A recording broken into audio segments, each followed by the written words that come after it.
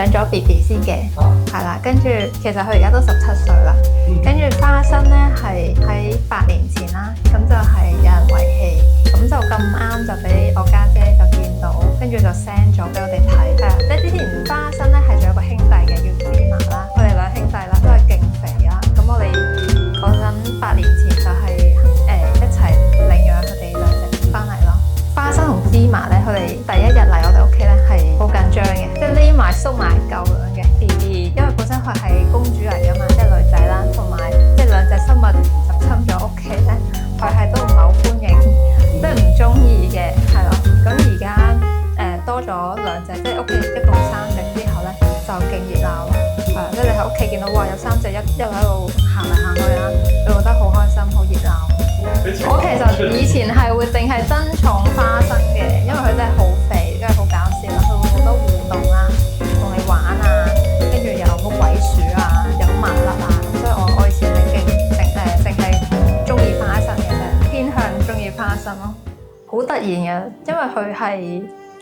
其實佢個病咧都好耐嘅，佢係本身有甲狀腺啦，上個月其實佢中過風嘅，咁就突然間四肢行唔到啦，癱咗，去睇醫生啦，咁住院，咁其實醫生都話好返嘅機會好難，咁但係咧我隻貓咧又唔知點解好神奇咧，佢就行得返喎最後，係啊，連醫生都話哇，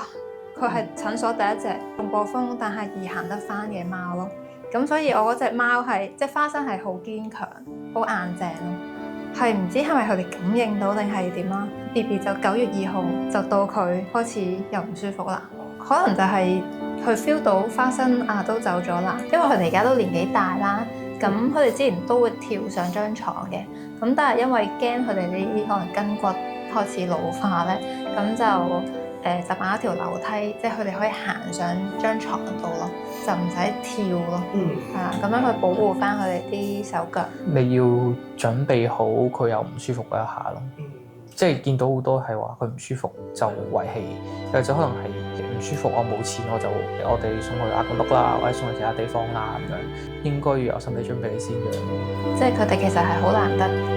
因為花生係18歲啦，咁而家 BB 就17歲。其實真係好難得係可以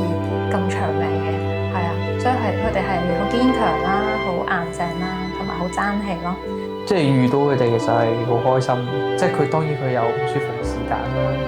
咁但係佢都教曉我好多嘢，叫餵 BB 都餵唔到啦，餵貓佢識反抗啦，即係平時放工咁通常咧自己就即係 OT 做到好夜，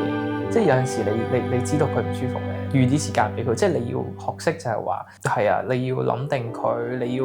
為佢可能要預留你嘅空間俾佢，都係一個成長嚟嘅，我自己覺得係。如果你都想保護屋企嘅主子同貓貓嘅話，記得裝窗網啦。